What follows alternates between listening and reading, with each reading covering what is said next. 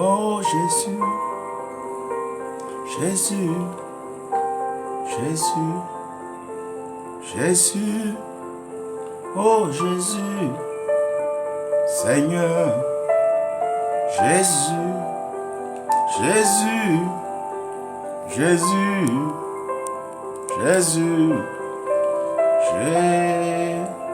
Jésus, Seigneur, Jésus, oh Jésus, oh Jésus, Jésus, Jésus, Jésus.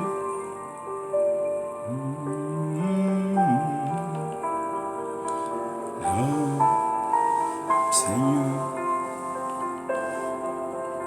oh oui, Jésus, tu règnes.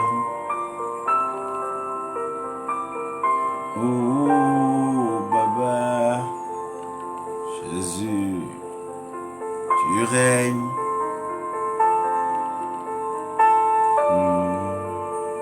Oh, tu règnes. Jésus, tu règnes. Thank you, Lord. Oh, Roshana. Nous bénissons ton Saint-Nom, Seigneur. Nous te rendons toute la gloire, notre Dieu, ce matin. Nous élevons ton Saint-Nom, Papa Yahweh, pour te dire merci. Merci pour ton règne qui est infini. Pour ce règne si merveilleux. Tu es si bon, tu es si beau. Le ciel témoigne de ta bonté, ton amour, ta grandeur, ta sagesse et ta bénédiction. Qui sur cette terre ne reconnaît pas que tu es Dieu? À qui aurais-je à dire que tu règnes? Ai-je encore besoin de dire que c'est toi? Oh, c'est toi qui fais couler l'eau, qui fait descendre la pluie et permet le ruissellement sur les rochers. C'est toi qui satisfais nos âmes assoiffées, qui permet à la terre de pousser la verdure et de lever des arbres fruitiers, pour nourrir nos corps. C'est toi qui fais toutes ces choses, qui place la lumière afin que nous soyons éclairés, illuminés. Merci Père, parce que tu es incomparable. Je ne cesserai jamais de te dire merci. Parce que tu es bon. Il est difficile et impossible de trouver quelqu'un comme toi. Ta perfection dans le règne nous apporte une touche particulière à notre vie. Depuis le jour que tu as posé ton regard sur nous, sur ta fille, ton fils, Seigneur, nous avons commencé le trajet de la transformation. Et nos vies n'ont plus jamais été les mêmes. Merci parce que tu as fait du bien à la prophétesse Lydie Niamien. Merci parce que tu l'as bénie. Tu la combles et que tu la transformes tous les jours. Tu embellis ton serviteur, le prophète Jean-Marie. Oui, Seigneur, pour le bien que tu fais à ta fille, à ta servante Rebecca, ami. Tu nous fais du bien toutefois que tu passes. Chaque fois que tu nous rends visite, tu nous touches. Et ta touche enlève de nous la maladie, la fatigue, le découragement, la tristesse, la peur, le doute, la culpabilité et le complexe d'infériorité. Tu es un Dieu bon. Et je veux ce matin encore te dire merci. Te dire merci parce que tu as tout arrangé la nuit. Et tu as préservé nos vies. Pourquoi ne pas te dire merci, Seigneur? Tu mérites, Seigneur, qu'on te dise merci. Oui, Seigneur, tu mérites qu'on te dise merci. T'honorer ce matin. Parce que tu es un Dieu bon. Touche nos âmes. Sauve les âmes dans les nations. De toutes les langues et des tribus. Seigneur, tu es bon. Oui, tu es merveilleux.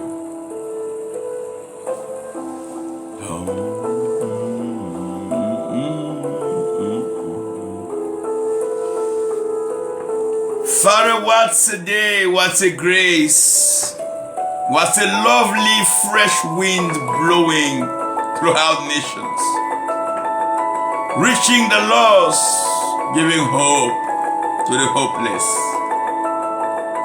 enriching the poor, strengthening the weak. Lord, you have blessed us. Always remember Ethiopia. Lord, we thank you for Ukraine, Mali, and nations. Bless lives. Do it continually. On the daily basis, release your grace and your favor. Show your loving kindness to your people. We wait upon you, Lord. We trust you. Yes, I put my trust in you, God. Not a step without you. Not even a project without you. Oh, Lord, move. God, move. Holy Spirit, move. Father, move. Move, oh Lord, move. Move your spirit, heal the sick. Restore souls. Bless hearts. Thank you, God. Thank you, Lord. Thank you, Father. Holy Ghost, Holy Spirit, move. Move again and move this morning. Move. Move and select your people. Thank you for your works. Mighty works, miracles, wonders and signs. We celebrate you today again. In Jesus' mighty name. Amen. Aujourd'hui, par la grâce de Dieu, je veux vous parler dans la série que j'appelle Le Créateur règne. Le Créateur règne. Et dans le Créateur règne, je pense bien qu'il est important que nous soulignions que le règne appartient à celui qui crée. Donc c'est celui qui crée qui règne sur ce qu'il a créé. Donc si vous fabriquez une voiture, vous régnez sur la marque que vous avez fabriquée. Un peu comme Mercedes règne sur les voitures Mercedes, Toyota règne sur les voitures Toyota, un peu comme HP règne sur les fabrications HP, tout créateur règne sur ses œuvres. Et dans le principe du déploiement ou du déroulement de la création, Dieu est le créateur et il règne sur la création. Parce que la création est l'œuvre de s'aimer, l'œuvre de sa pensée, l'œuvre de sa parole, l'œuvre de son souffle et l'œuvre de ses mains. Il va donner donc le pouvoir de création à la création. Il va demander aux eaux de produire les poissons. Donc c'est les eaux qui vont produire les poissons. Ça veut dire que les poissons ne peuvent pas imposer leur vie à l'eau, mais c'est l'eau qui impose son courant, son mouvement aux poissons. Le jour qu'il n'y a plus d'eau, les poissons et les animaux marins disparaissent. Parce que les poissons et les animaux marins sont sortis de l'eau. Dieu délègue le pouvoir de création à la création. Il demande au vent, à l'air, de produire les oiseaux, les volailles. Le jour que le vent cesse et que l'air n'est plus, les oiseaux ne sont plus. Les oiseaux doivent leur beauté, leur règne. Au vent, à l'air. Il demande à la terre de produire les arbustes, la verdure. Et que les animaux qui se meuvent à la surface de la terre soient. Aussi longtemps que la terre existera, les arbres, les animaux, les êtres qui vivent sur la terre seront soumis à la terre. Parce que Dieu donne le pouvoir du règne à celui qui crée. C'est pour ça une mère, un père qui mettent au monde un enfant. Dieu demande à l'enfant d'honorer son père et sa mère, car ils sont donc ses géniteurs. C'est eux qui ont reçu le pouvoir de la création, qu'on appelle ici la reproduction. À partir de quoi l'enfant prendra les traits du père et de la mère. On parlera même d'hérédité, d'un transfert, d'héritage, de gènes et d'allèles. Comprenez ici que dans le règne de Dieu, Dieu délègue le règne à celui qui crée. Et quand Dieu finit de déléguer le règne à la création délègue le règne à la créature. De telle sorte que dans les eaux, certains poissons règnent sur d'autres poissons. Dans les airs, certains oiseaux règnent sur d'autres oiseaux. L'aigle devient le roi impérial des airs, qui déploie ses ailes et qui s'envole à volonté. Car le règne appartient au Créateur. Il choisit et il se donne d'honorer le lion parmi les animaux de la savane, de la forêt. Et il fait régner le lion. C'est en cela que Jésus-Christ est le lion de la tribu de Juda. Dieu délègue le règne à celui qui crée.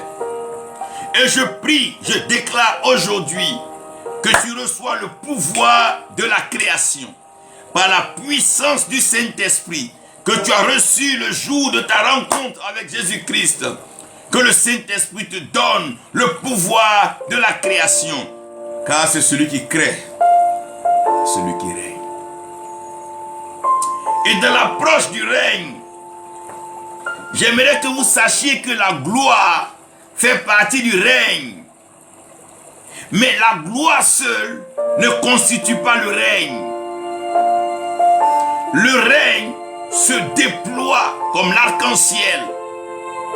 Dans le règne, il y a 7 esprits. Il y a 7 esprits qui font le règne.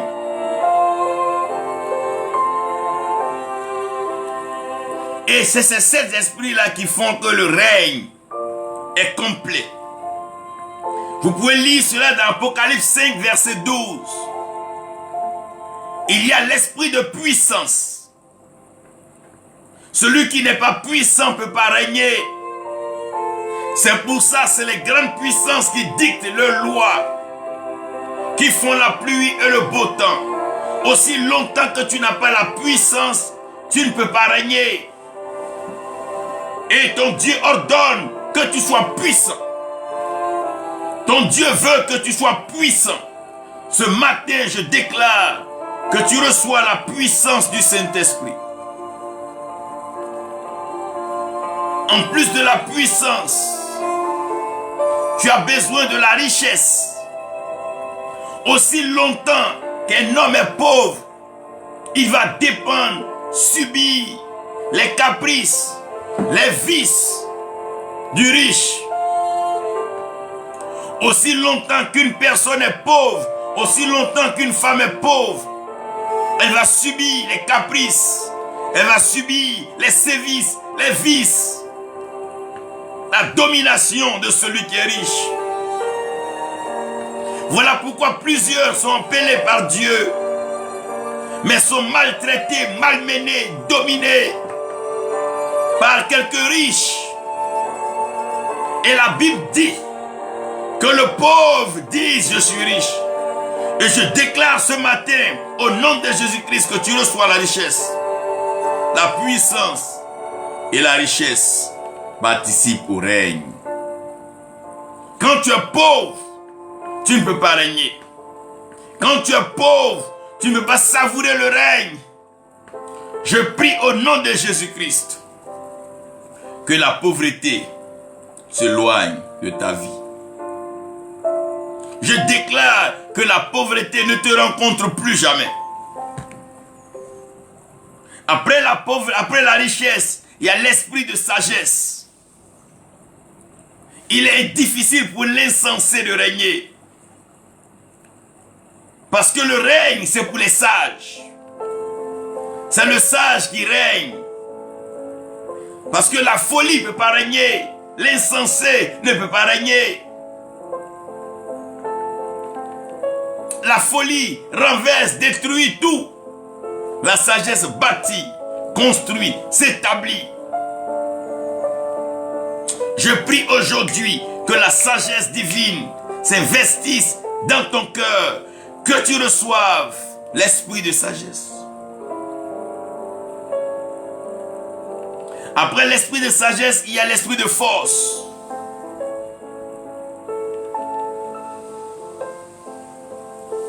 C'est la force qui permet de mettre de l'ordre. Quand tu n'as pas une force de décision, une force de persuasion, une force de conviction, tu es balayé par tout vent de doctrine. Quand tu n'as pas la force, c'est les autres qui te poussent. Mais quand tu as la force, tu peux résister à certains vents contraires à ta bénédiction. Je prie aujourd'hui que tu sois fort. La Bible dit que le faible dise « Je suis fort ». La force participe au règne. Ça, la Bible dit que le Seigneur est le puissant guerrier. Il est fort dans les combats. Il est fort. Il est fort. Ton Dieu est fort.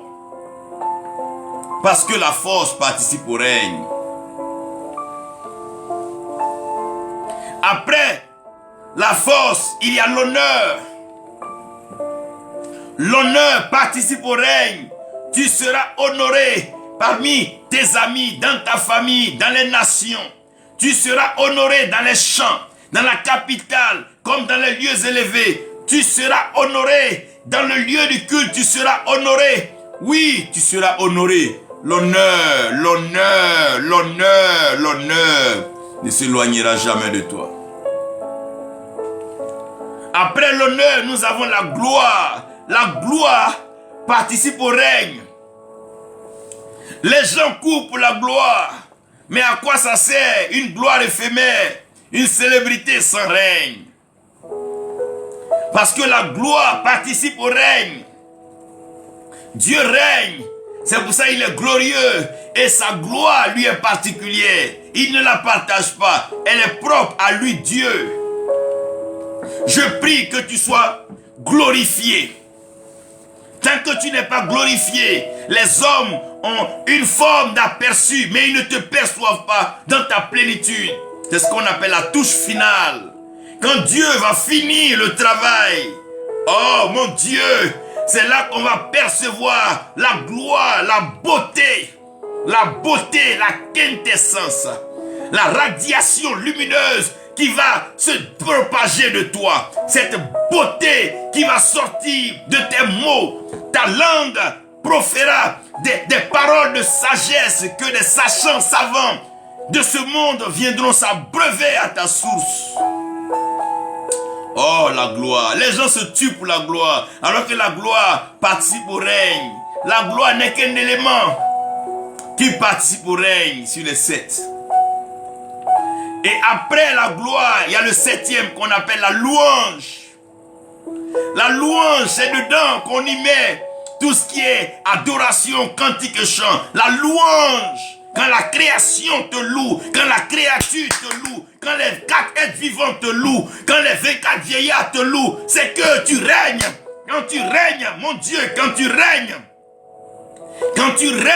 l'or et l'argent viennent à toi. Quand tu règnes, l'honneur, la sagesse vient à toi. Quand tu règnes, la puissance ne s'éloigne pas de toi. Oh, Dieu règne. Seigneur, tu règnes. Seigneur, c'est toi qui règnes. C'est toi qui règnes. Parce que tout ça est en toi. Jean ne comprenait pas et Jean pleurait. L'un des vieillards touchait Jean pour dire: Jean, arrête de pleurer, Jean. Jean, arrête de pleurer. Regarde là, l'agneau de Dieu, l'agneau qui a été immolé.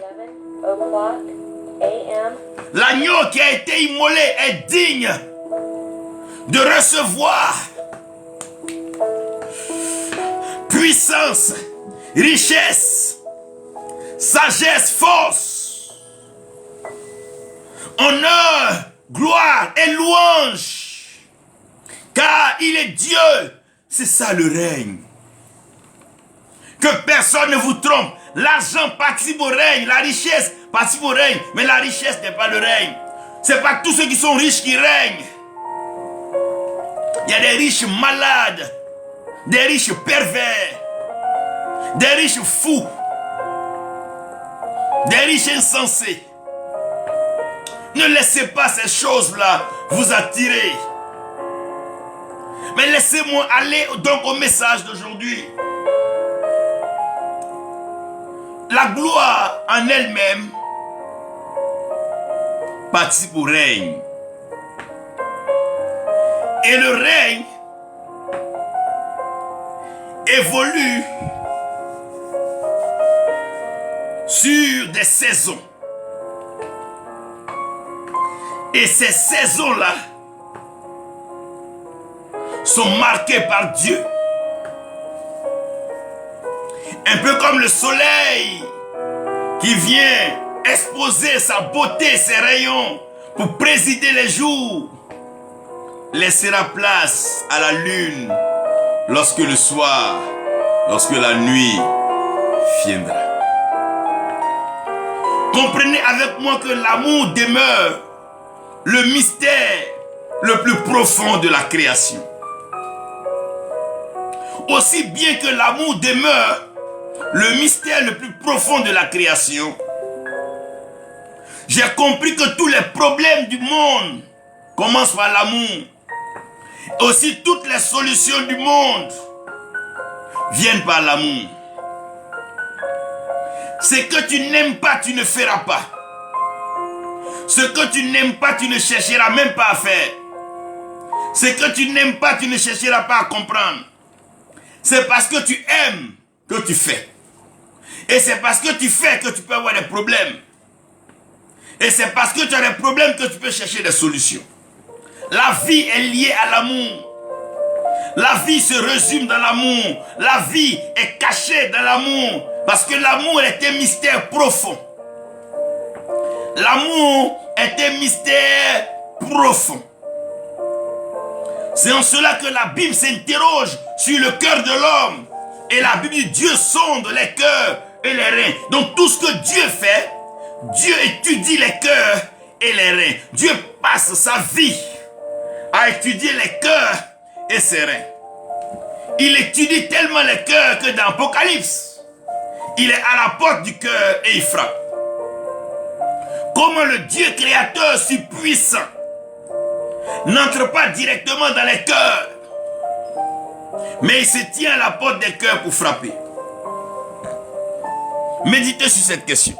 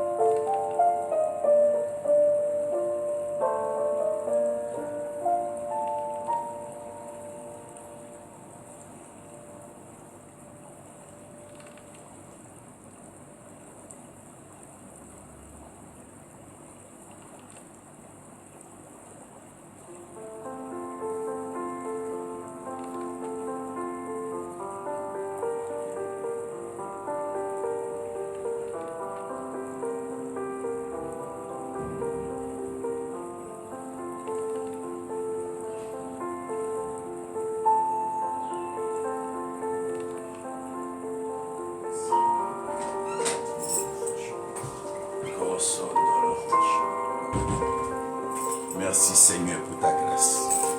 Merci pour tes faveurs. Alors méditons sur cette question et réfléchissons. Comment le Dieu créateur, le Dieu si grand, peut se retrouver à la porte du cœur de l'homme qu'il a créé? Et il frappe. Il n'entre pas directement, mais il frappe. Parce que l'homme a un cœur mystérieux. Le cœur de l'homme est mystérieux. Celui qui peut te dire qu'il t'aime aujourd'hui, c'est lui qui peut te tuer demain. C'est celui qui va te dire qu'il t'aime dans la foule, qui va t'empoisonner demain. C'est celui qui va venir se mettre en bas de toi qu'il t'aime. C'est lui qu'on peut envoyer demain pour te détruire. L'amour est mystérieux. Et dans cet amour, Dieu a parlé à Abraham. Dieu s'adresse à Abraham par amour. C'est en cela qu'il peut appeler Abraham mon ami. Faites attention à ce que vous appelez vos amis. Lorsque le mot amour entre, il peut provoquer des dégâts. Plusieurs sont morts par amour. Plusieurs sont ruinés par amour. Plusieurs sont fous aujourd'hui par amour.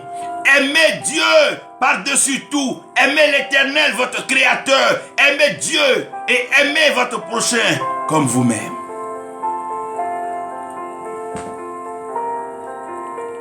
Il dit à Abraham, j'envoie tes enfants parce que je t'aime en captivité. Et ils seront là-bas pendant 400 ans, mais esclaves. Je ne ferai pas d'eux des gouverneurs. Ils ne seront pas rois, ils ne seront pas princes, ils ne seront pas ambassadeurs, ils ne seront pas des ministres. Ils seront des esclaves, Abraham, parce que je t'aime. Comme je t'aime, je ferai d'eux esclaves dans une terre étrangère. Et après 400 ans, comme je t'aime, j'irai et je les ferai sortir de cette terre, afin de les faire monter dans la terre où coule le lait et le miel, une terre apprêtée, une terre préparée, une terre bénie. Et c'est dans cette terre-là qu'ils vont régner. Donc dans l'amour, il y a un temps d'esclavage, il y a un temps de souffrance, il y a un temps de règne. C'est pour ça en relation amoureuse, quand une femme aime un homme, elle souffre. Un homme aussi, quand il aime une femme, il souffre. Mais à un moment, leur souffrance se transforme en joie, en paix, en bonheur. C'est ça. C'est pour ça qu'on appelle le couple le foyer. Le feu ne fait pas toujours du mal. Il y a des feux qui réchauffent. Il y a des feux qui restaurent. Il y a des feux qui font passer la saleté. Il y a des feux qui font ressortir la valeur et la qualité. C'est par amour que Dieu dit à Abraham, ses enfants vont en esclavage. Donc eux, ils souffraient. Ils ne savaient pas qu'ils souffraient par amour de Dieu pour leur père. Et le jour qu'ils sortent, ils ne savent pas qu'ils sortent. Parce que Dieu aime leur père. Mais malheureusement, tous ceux qui sont sortis d'Égypte ne sont pas tous rentrés à Canaan.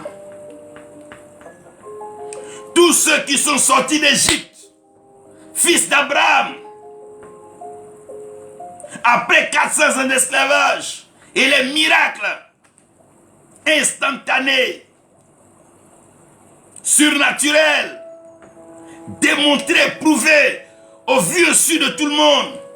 Je vous dis bien que tous ceux-là qui ont traversé cette mer rouge avec les cantiques de Myriam, emballés dans une envolée prophétique, sous cette houlette du Seigneur lui-même, et cette autorité déléguée à Moïse, et l'interprétariat accordé à Aaron, ils ne sont pas tous rentrés à Canaan. Tous ceux qui sont allés à l'école n'ont pas tous fini les études. J'ai compris que dans la vie, il y a ceci et il y a cela. Il y a ceci, il y a cela. Il y a ceux qui luttent pour manger. Il y a ceux qu'on lutte pour leur donner à manger. Ah!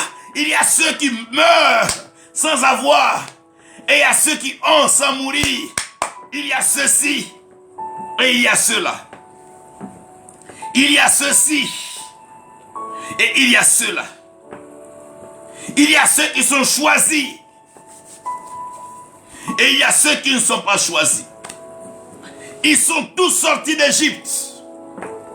Ils sont tous rentrés à l'église. Ils ont tous rencontré les mêmes hommes de Dieu. Et pourtant,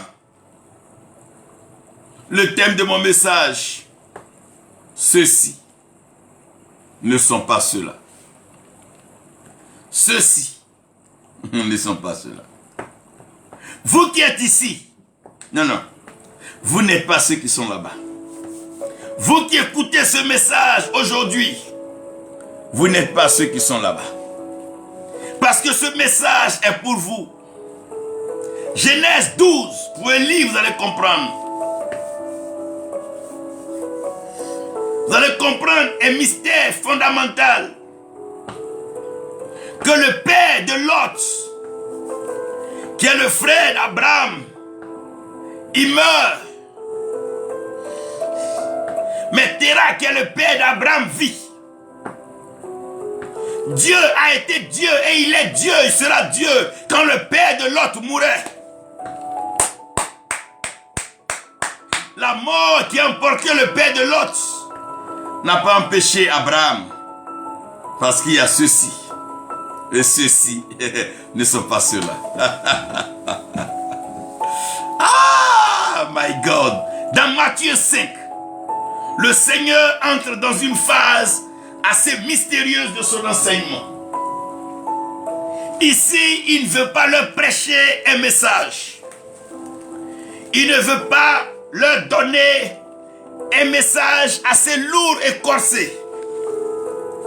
Mais il veut leur expliquer qu'il y a ceci et il y a cela. Il veut leur prouver que tout le monde n'est pas la même chose. Tous sont des créatures de Dieu. Mais eux tous ne sont pas enfants de Dieu. Et même parmi les enfants de Dieu, il y a les fils de Dieu.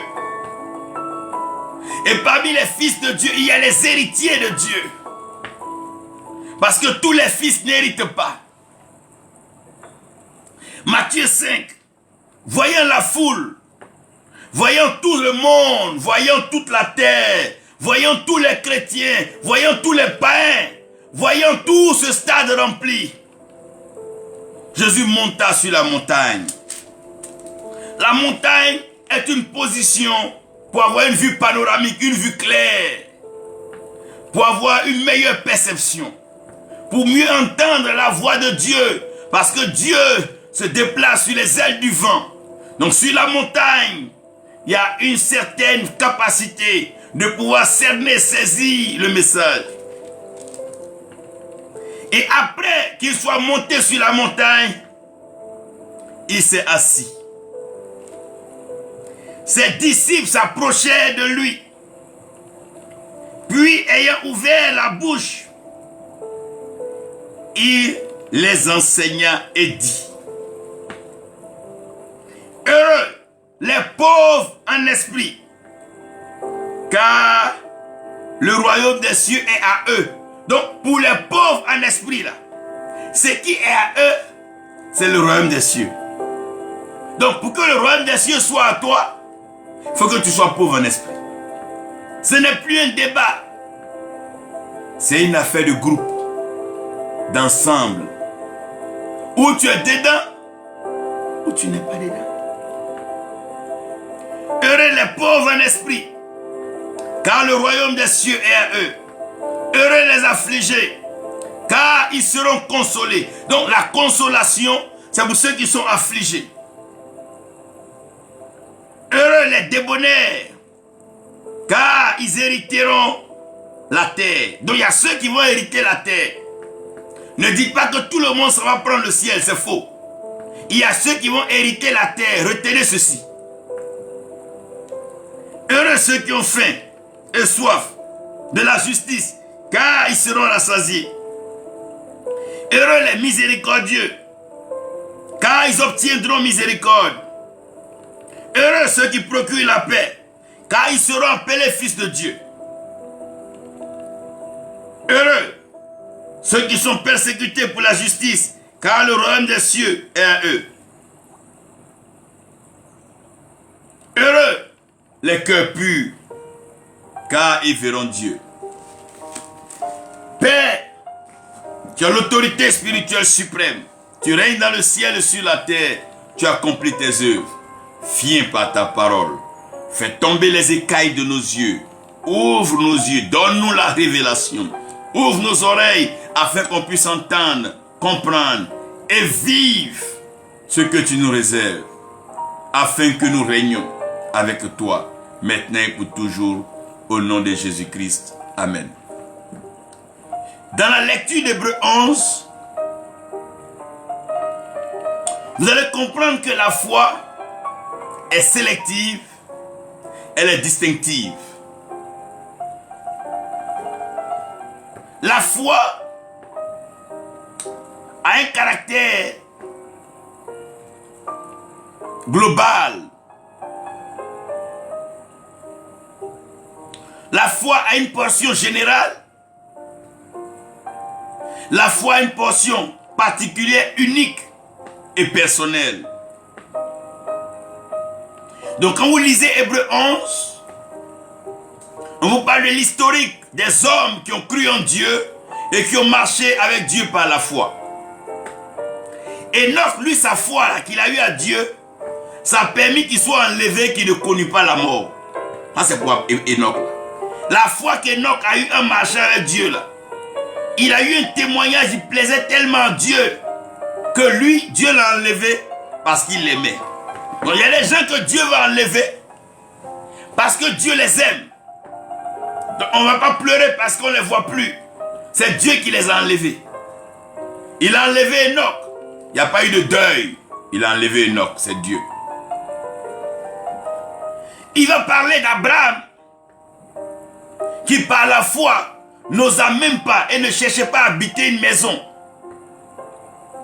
faite des mains d'hommes, mais il voulait une cité dont l'architecte et le bâtisseur était Dieu lui-même.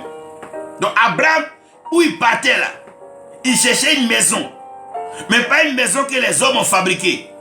Il veut une maison que Dieu même a bâtie. Noé, lui, par la foi là, il a construit l'arche. Et dans l'arche de Noé là, il y avait le lion, il y avait la gazelle et la biche.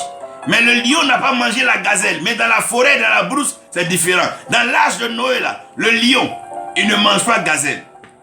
C'est dans l'arche de Noé. Il n'y a pas d'herbe, mais les herbivores ne meurent pas. C'est dans l'arche de Noé. Les animaux ne mangent pas. La chaîne alimentaire s'arrête dans l'arche de Noé. Les gens ne cherchent plus à manger. Il y a des mystères qui sont liés à la foi de chacun. C'est la femme qui perdait donc du sang pendant 12 ans, qui ne meurt pas, qui dit, elle ne veut pas le toucher, elle ne veut pas le voir. Elle veut venir par derrière lui et toucher le pan de sa robe afin d'être guérie. Elle, si elle fait ça, elle sera guérie. Dans la fin d'Hébreux 11, on avait dit, tous ceux dont la Bible a rendu témoignage n'ont pas tous obtenu ce qui leur avait été promis. Car Dieu avait un projet, un plan meilleur, afin que eux là, ils n'arrivent pas à la perfection sans nous. Donc la perfection est la touche finale. Dieu a prévu la touche finale. Et ma prière, c'est que tu ne finisses pas cette terre, tu ne finisses pas ton pèlerinage, tu ne finisses pas ta vie, tu ne finisses pas tout ce que tu fais sans connaître la perfection divine, sans avoir été touché par le finish de Dieu. C'est lui qui embellit, c'est lui qui donne la touche finale. Ça veut dire qu'il y a ceci, il y a cela. Les premières personnes que nous connaissons sur la terre, c'est ceux à qui Dieu a pourvu. Mon frère, Dieu a pourvu pour tous. Tu as des yeux, tu as des mains, tu as un cœur, tu as un cerveau, tu es sur une terre, dans une nation. C'est la provision de Dieu. Là où tu es, il pleut. Il y a la terre, il y a des champs, il y a des arbres, il pleut. Oui, Dieu a pourvu. Dieu a donné la provision à toutes les créatures, aux méchants comme aux bons. Dieu a donné la provision. Il y a la provision en France, en Afrique, la provision en Europe, en Asie, en Amérique, en Australie, en Océanie. Il y a la provision. Dieu a pourvu. Il y a la provision sur la terre, il y a la provision dans l'eau, il y a la provision dans l'air, il y a la provision partout. Dieu a pourvu. Mais tous ceux qui ont la provision ne sont pas protégés. Il y a des gens qui ont eu beaucoup d'argent, mais ils sont morts dans la rue comme des poulets parce qu'ils ont été pourvus, mais ils n'ont pas été protégés. Il y a des gens qui ont bâti des grands temples. Quand ils ont fini, ils sont morts. Ils ont été pourvus, mais ils n'ont pas été protégés. Mon frère, la provision sans la protection n'est pas une bénédiction complète. Même quand tu as l'argent, que tu n'as pas de protection, tu n'es pas en sécurité. On peut t'agresser, te braquer, te tuer et te voler ton argent. La provision sans protection n'est pas une garantie. Tu peux avoir une belle femme et la perdre, avoir des enfants, les perdre, avoir des voitures, les perdre. Tu peux avoir des biens, des maisons, les perdre. Parce que la provision sans la protection est une malédiction déguisée. Ceux-là qui ont reçu la provision, certains sont morts minables, malheureux, certains ont disparu. Ne vous tuez pas pour la provision. Ne vendez pas votre âme pour la provision. Ne vendez pas votre âme pour des voitures, pour des voyages, pour de l'argent. Ne vendez pas votre âme pour ces choses, car la provision ne garantit pas la protection. La provision ne garantit pas la protection. Sinon, c'est un chef d'État, avec tout l'argent qu'ils ont, toutes les maisons qu'ils ont, on n'allait pas les débarquer comme des enfants, en fait asseoir comme des chiens, des chiots. Pour dire que la provision, c'est pour ceux-là Mais il y a ceci. Il y a ceux-là qui ont la provision qu'on peut tuer. Mais il y a ceux-ci. La provision n'est pas une fin en soi. Arrête de te vanter parce que tu as à manger, tu as des habits, tu as à boire. Arrête de te vanter. La provision ne garantit pas la protection. Il est arrivé dans le Nigeria où des églises, le toit entier s'est effondré et des gens qui étaient assis sont morts. Les mêmes qui ont construit le temple, qui ont monté la mésaline, qui ont clamé, c'est la même mésaline en haut là qui vient les tuer en bas. La provision ne doit pas t'amener à t'enorgueillir. Si Dieu t'a donné, commence à faire du bien aux autres. La meilleure façon d'être heureux, c'est d'être généreux. Si tu veux être heureux, il faut être généreux. Si tu veux voir le bonheur dans ta vie, fais du bien aux gens autour de toi. Si tu veux être heureux, partage ce que Dieu te donne. Fais part de tes biens avec les autres. Regardez le jeune riche, il est parti triste parce qu'il ne veut pas partager. Ne laissez pas la provision vous aveugler. Et c'est dommage quand aujourd'hui un jeune a eu un peu d'argent, a eu un peu de bien, il devient père, il devient grand-père. Comment la provision peut vous aveugler jusqu'à ce point? Est-ce que l'argent augmente l'âge?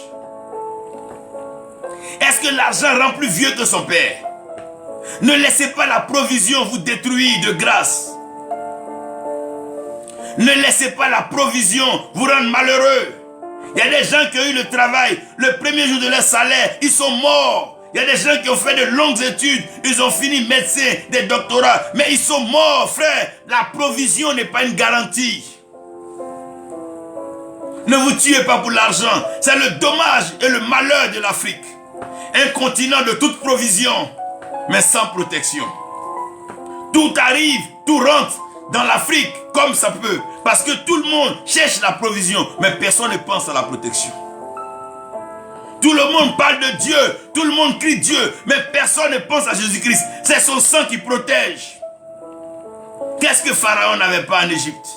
Mais l'ange de la mort est rentré chez lui. L'esprit de mort est rentré chez lui. Parce que la provision ne garantit pas la protection. Tu peux avoir tout, mais rien ne garantit que tu vas vivre longtemps. On a vu des illustres ministres, des illustres chefs d'État mourir comme des chiots, tomber comme des oiseaux. Que la provision ne te fasse pas croire que tu es plus intelligent que Dieu. Que ton argent ne te rende pas bête et fou. Que tes biens ne te rendent pas fou. Fais attention, la provision n'est pas une garantie. C'est les enfants qui comparent leurs biens. Moi j'ai ceci, mon papa a payé vélo pour moi, maman a payé moto pour moi. C'est les enfants qui font ça. Mais ils sont fragiles, peut les voler, peut les tuer, peut les détruire. Tous ceux qui sont pourvus ne sont pas forcément protégés. C'est pour ça que quand je vois quelqu'un, au lieu de penser à ses richesses, penser à son âme. À quoi sert à un homme de gagner tout ce monde s'il perdait son âme? Quand vous voyez un ministre, un président, au lieu de penser à l'argent qu'il a, est-ce que son âme est en Jésus-Christ? Est-ce que sa vie est protégée? Est-ce que cet homme connaît le Seigneur? Est-ce qu'il sait qu'avant qu'il ne soit, il y avait quelqu'un qui est venu et qui est mort à la croix? Est-ce qu'il sait ça? Est-ce qu'il sait ça? Il doit savoir que tous ceux qui sont pourvus ne sont pas protégés. Même tous ceux qui payent les billets d'avion, première classe, deuxième classe, classe affaires dans l'avion, est-ce qu'ils savent qu'ils ne sont pas protégés? L'avion peut faire un clash à tout moment. Nous sommes dans un temps où nous devons penser à notre protection. C'est pas la peine d'aller chez les sorciers, les féticheurs, les marabouts. C'est pas la peine d'aller chercher à porter les bagues mystiques, les chaînes aux reins. Ça ne va pas te protéger. La seule protection qui est vraie, c'est le sang de Jésus-Christ. Ceux-là, ils vont vers les féticheurs, les marabouts, le diable. Ils viennent faire des pactes. Mais ceux-ci, ils sont protégés par le sang de l'agneau. Car le sang de l'agneau est mon bouclier. Je suis affranchi. car le sang de Jésus-Christ est mon bouclier et je suis. Oh, que tu sois protégé, mon frère. Que tu sois protégé, ma soeur. Dans ces derniers temps, ces derniers jours, que tu sois protégé, toi et ta maison, toi et ta famille, que vous soyez protégés depuis le lever du soleil jusqu'au coucher du soleil, pendant la nuit, que les anges de l'Éternel campent autour de vous. Soyez protégés par le sang de Jésus. Soyez protégés par le sang de Jésus-Christ. Soyez protégés par le sang de Jésus-Christ. Venez tous à Jésus-Christ. Il va vous sauver. Il va vous protéger. Arrêtez de courir. Même l'armée que tu mets autour de toi peut te tuer demain. Mais le sang de Jésus-Christ te protège toujours. Malheureusement, tous ceux aussi qui sont protégés ne produisent pas. Il y a des femmes, tu mets en sécurité. Dans une maison, tu leur donnes tout. Ils ne font pas d'enfants. Il y a des gens, tu prends, tu mets sous ta coupole. Tu les encadres tout, mais ils ne produisent rien. Tous ceux qui sont protégés ne produisent pas forcément. C'est pour ça que tous ceux qui sont en Jésus-Christ sont protégés par son sang, mais ne produisent pas forcément. C'est pour ça que tu vois des chrétiens stériles, des chrétiennes stériles, alors que Dieu a dit qu'il n'y ait pas de stérile parmi vous. Tout le monde doit produire. Il dit à l'homme, sois fécond, sois productif. Vraiment, tous ceux qui sont protégés ne produisent pas. Il y a des gens qui vont se cacher sous la coupole de certains grands d'après eux, mais ils ne produisent rien. Ils portent les noms de grandeur, ils ne produisent rien. Ils prennent des titres de grandeur, ils ne produisent rien de potable. Ils ne produisent rien d'agréable. Ils ne produisent rien de céleste. Ils ne produisent rien de divin. Que la magie,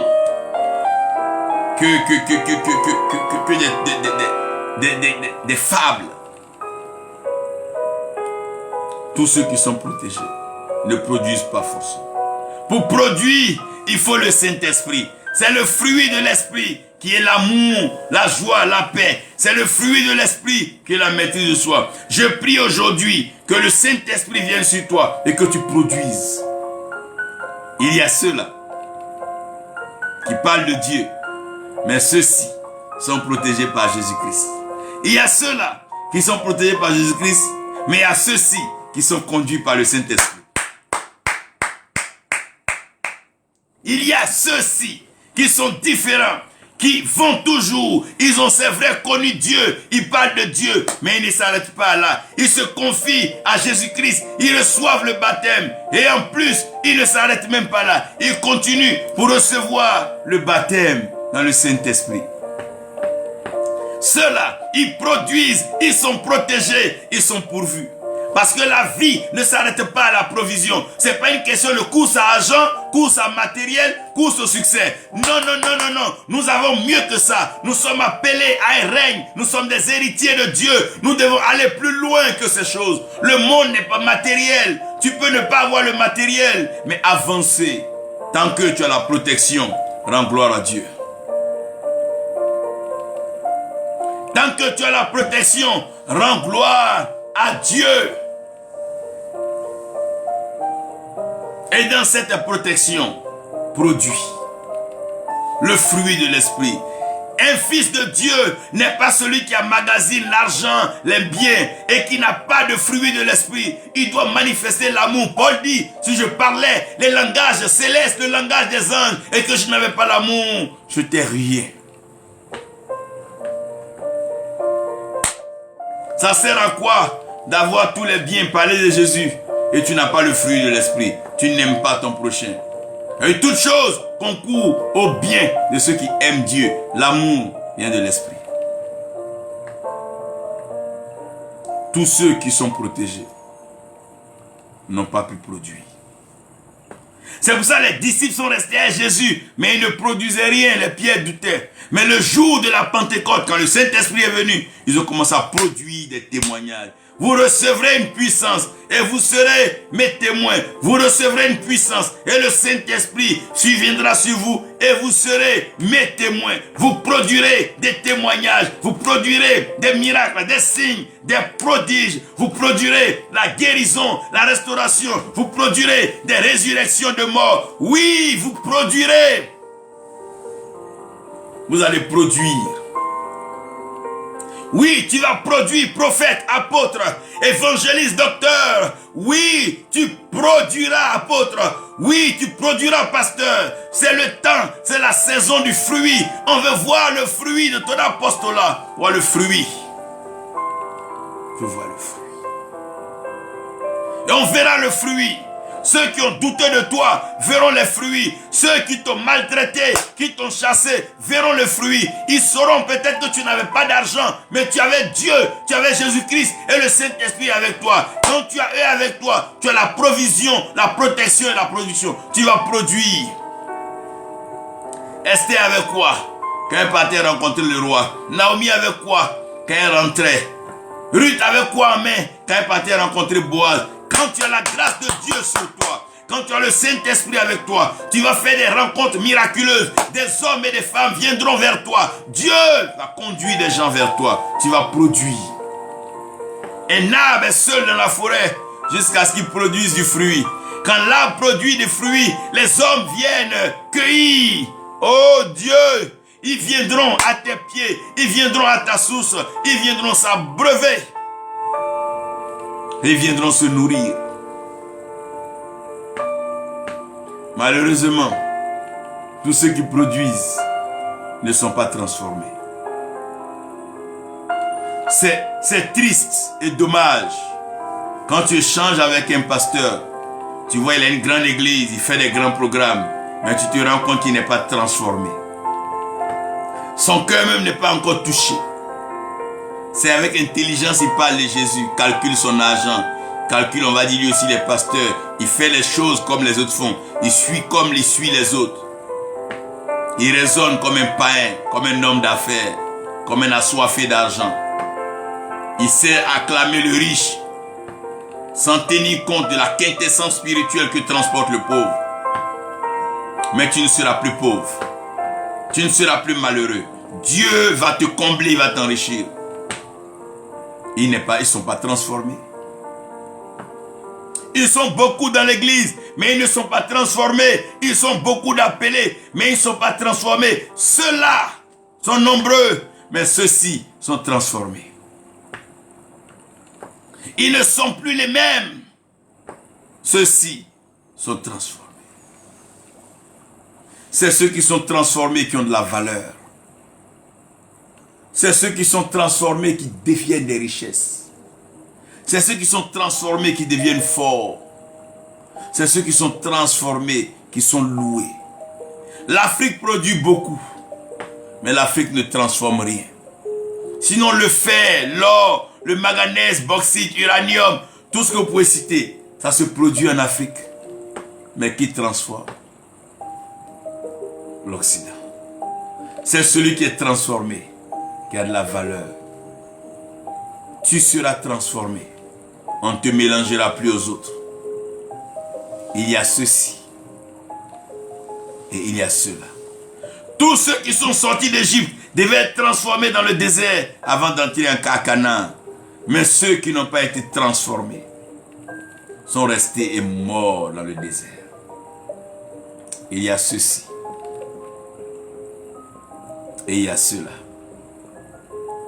Ceux-ci ne sont pas ceux-là. Il y a ceux-là que vous chassez de vos églises et ils deviennent malheureux. Mais ceux-ci, une fois chassés, ils vont prospérer. Il y a ceux-là que vous abandonnez dans vos relations, ils deviennent malheureux et ils pleurent. Mais ceux-ci, quand vous les laissez, ils sont élevés. Il y a ceux-là que vous mettez en prison et ils meurent. Mais il y a ceux-ci, comme Joseph qui est en prison, deviennent encore plus éclairés dans les songes. Il y a ceux-là que vous faites tomber et qui restent à terre. Mais il y a ceux-ci qui tombaient, se relèvent. Il y a ceux-ci.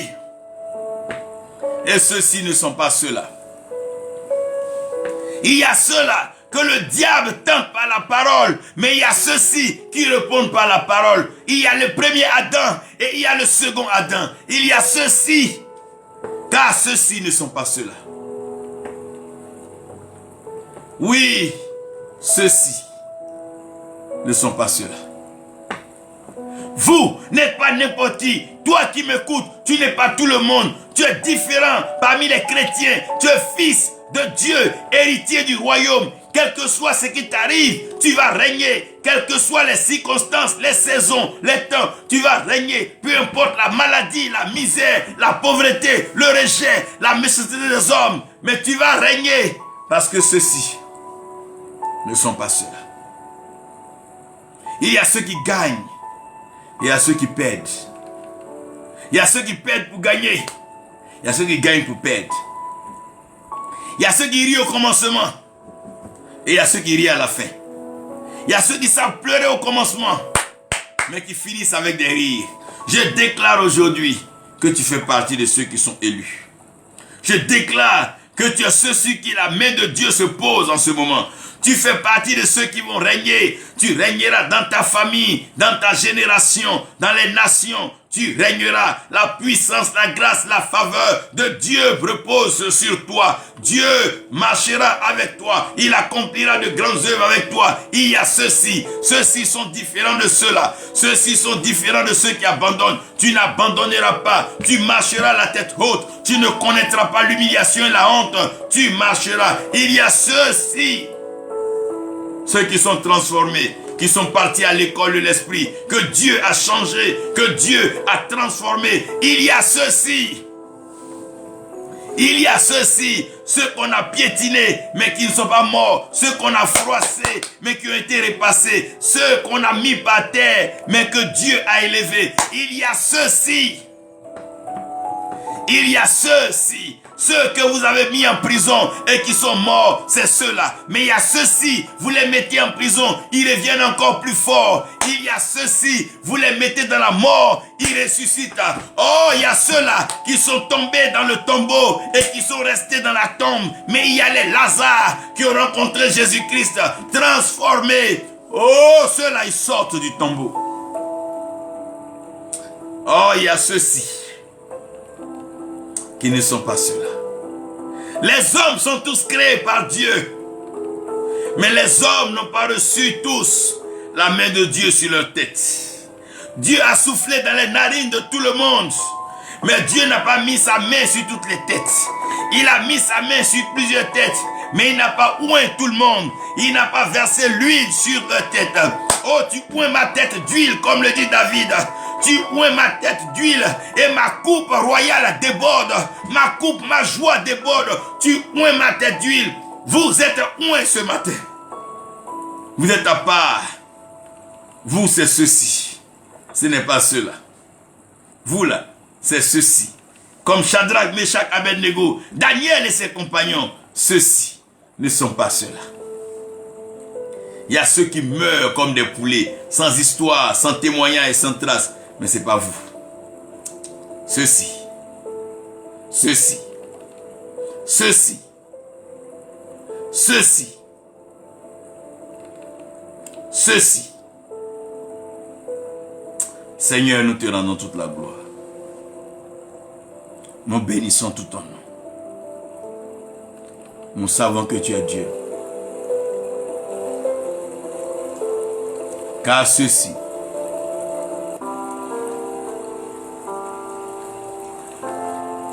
ne sont pas ceux-là. Il y a ceux qui meurent qui ne reviennent pas. Mais il y a ceux qui reviennent. Il y a ceux qui s'appauvrissent et qui ne s'enrichissent plus jamais. Mais il y a ceux qui perdent tout et qui retrouvent encore plus. Il y a ceux qui sont fatigués et qui meurent dans leur fatigue. Mais il y a ceux qui renouvellent leur force et qui prennent leur envol comme l'aigle. Ceux-ci ne sont pas ceux-là. Il y a ceux-là que la sorcellerie tue, que les sorciers et les sorcières mangent. Mais il y a ceux-ci qui sont immortels, qui sont marqués, qui sont choisis, qui sont élevés, qui sont distingués, qui sont consacrés, qui sont ordonnés, qui sont envoyés, qui sont soutenus, qui sont accompagnés, qui sont supervisés, qui sont suivis. Il y a ceux-ci que Dieu aime. Il dit, venez, regardez Job. Il y a ceux dont Dieu parle. Il y a ceux-ci. Ceux-là, leurs noms sont écrits dans le livre de vie. Ceux-ci ne sont pas ceux-là. Dans ces derniers temps, Dieu va faire la différence. La différence sera nette. Dieu va démontrer à la création tout entière qu'il est Dieu. Il démontrera à la création qu'il est Dieu. Rends-lui gloire pour tout ce qui t'est arrivé. Rends-lui gloire parce que les hommes t'ont négligé. Oui, rends-lui gloire parce que les hommes ne t'ont pas considéré. Mais lui, Dieu fera la différence. Parce qu'il y a ceci et cela. Oh Seigneur. Roshande brala kanda kitolo kena. Otonde brilande galo hosha. Thank you Lord. Tu n'es pas comme les autres. Ce qui a tué le père de l'autre n'a pas tué Abraham. Ils étaient pourtant tous fils de Terah. Tu seras préservé. Dans cette génération, aucune pandémie, aucun accident, aucune mort prématurée, aucune mort programmée, aucune œuvre de la sorcellerie ne pourra te détruire. Car tu es un symbole pour la gloire de Dieu. Tu es un symbole pour la gloire de Dieu. Oh God, we thank you. Nous te rendons toute la gloire. Nous bénissons ton Saint-Nom, Seigneur. Merci de les démarquer. Vous êtes différents des autres.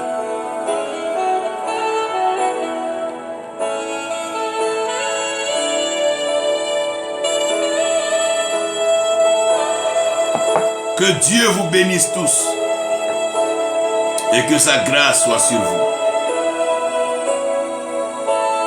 Soyez différents parce que vous êtes déjà choisis par Dieu. Vivez des vies humbles, des vies simples, des vies de sainteté, de piété. Marchez en toute humilité. Faites confiance à l'Éternel. Focalisez vos regards sur les cieux. Les hommes seront surpris. Ils reviendront et ils ne vous trouveront pas dans les mêmes conditions. Car vous serez élevés. Celui qu'on avait enterré, celui qu'on avait crucifié, qu'on avait flagellé, le voilà ressuscité et il est en train de monter vers le Père. Ce Jésus, le même Jésus-Christ de Nazareth, c'est lui qui est l'agneau de Dieu. C'est lui-même qui est le lion de la tribu de Juda. C'est lui qui est l'aigle du salut de l'Éternel. C'est celui-là qui monte, qui est le médiateur de la nouvelle et la meilleure alliance. Qui est l'admirable conseiller, qui est l'avocat et le témoin fidèle. C'est lui qui est assis à la droite du Père. Parce qu'il y a ceci et il y a cela. Il y a ceci et il y a cela. Il y a des gens qui se moquent d'eux. Ça reste comme ça. Mais il y a des gens qui te moquent d'eux. Toi-même, tu avais te mettre à genoux pour leur demander pardon. Que Dieu vous bénisse. Que Dieu vous bénisse. Que Dieu vous bénisse. De là où tu es, commence à prier le Seigneur pour un changement de situation. Une transformation radicale va se produire dans ton âme, dans ton cœur, dans ta pensée, dans tes actes et dans tes œuvres. Le Seigneur va restaurer tout.